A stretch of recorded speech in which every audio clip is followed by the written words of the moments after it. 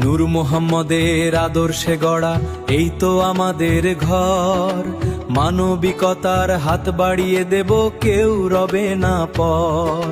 ফাউন্ডেশনের ছায়া তলে সবাই পাবো ঠাঁই, অসহায় মানুষের মুখে মোরা হাসি ফোটাতে চাই, হাসি ফোটাতে চাই।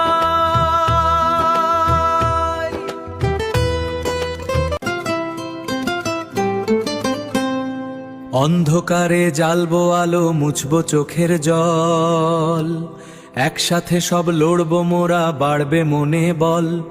দুস্থ জনের পাশে থেকে সেবার ব্রত নেই, শান্তি এবং মানবতার জয়গান গেয়ে যায়।